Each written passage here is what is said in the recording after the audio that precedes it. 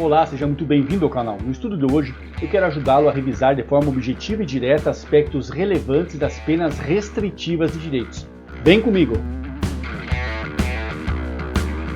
E se você está chegando agora no canal, quero convidá-lo a se inscrever e ativar as notificações, porque toda semana estou preparando um material de qualidade para ajudá-lo a aprender praticando, porque isso faz toda a diferença no seu processo de memorização. E hoje nós iremos analisar uma questão elaborada pela VUNESP em uma prova da magistratura carioca. No que concerne à aplicação das penas restritivas de direitos, dos artigos 43 a 48 do Código Penal, é correto afirmar que, letra A, ao reincidente é vedada a substituição da privativa de liberdade. O que você me diz? Lembre-se que quando nós trabalhamos com as penas restritivas de direitos, um artigo muito importante para compreendermos as possibilidades de substituição é o artigo 44 do Código Penal, que tem a seguinte redação: as penas restritivas de direitos são autônomas e substituem as privativas de liberdade quando.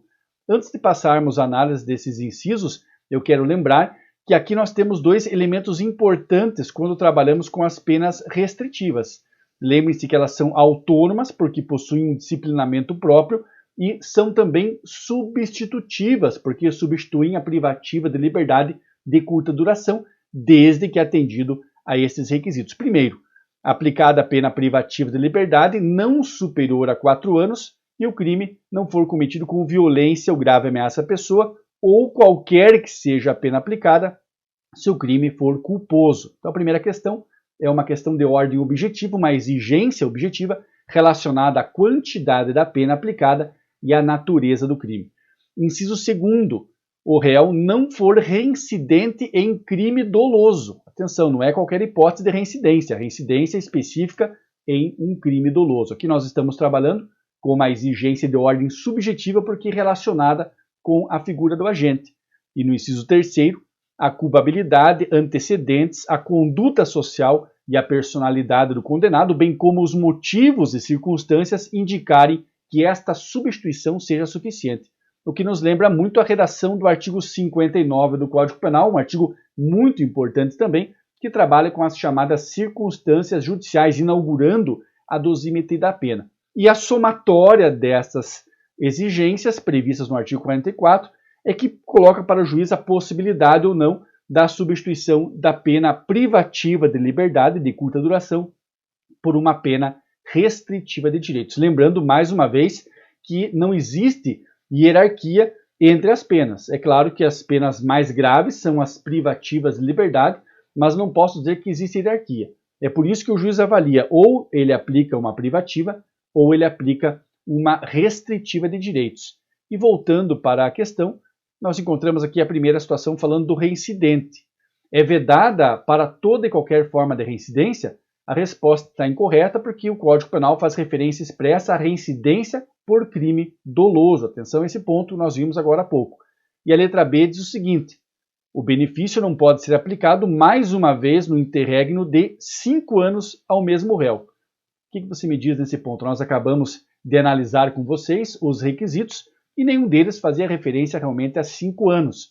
Eu acho interessante aqui, talvez a banca tenha tentado buscar confundir o candidato com aquelas situações lá na lei dos juizados que exigem um período de 5 anos para que não ocorra a concessão do benefício. Mas aqui, nesse caso, a lei especificamente não fala isso.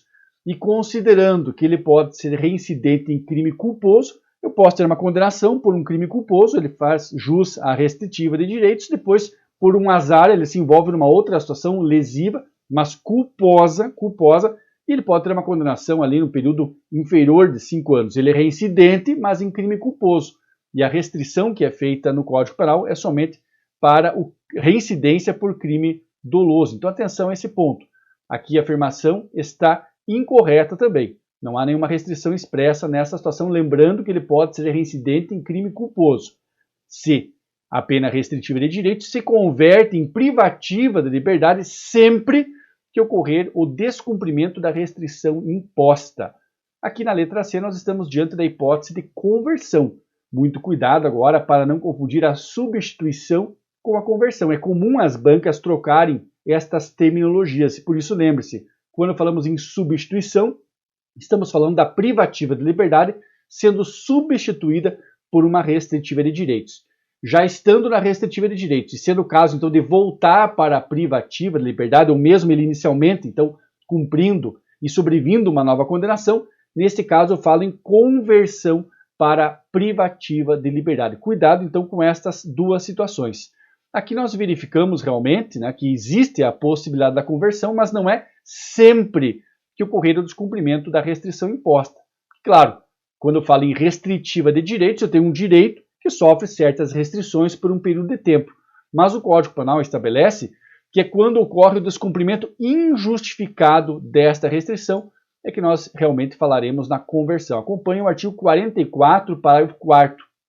A pena restritiva de direitos converte-se em privativa de liberdade quando ocorrer o descumprimento injustificado da restrição imposta.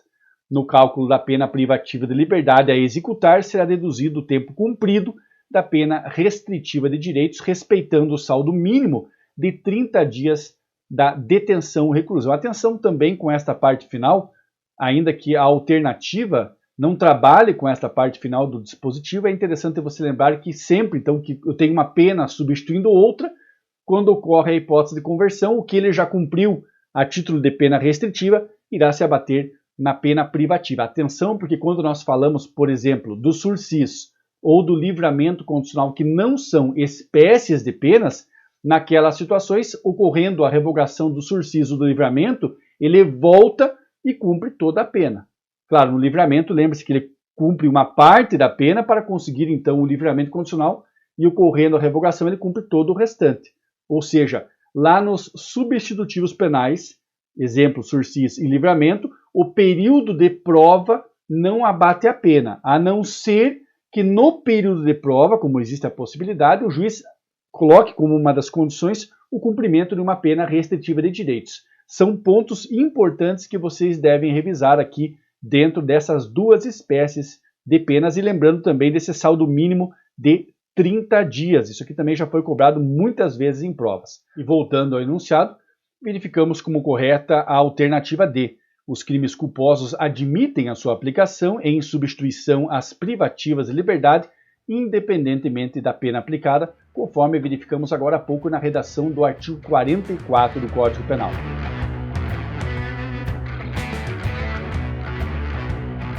Estas são as considerações de hoje, mas eu mais uma vez peço que você revise com cuidado o que eu disse agora há pouco. Lembre-se, quando uma pena substitui outra, nós temos necessariamente o abatimento.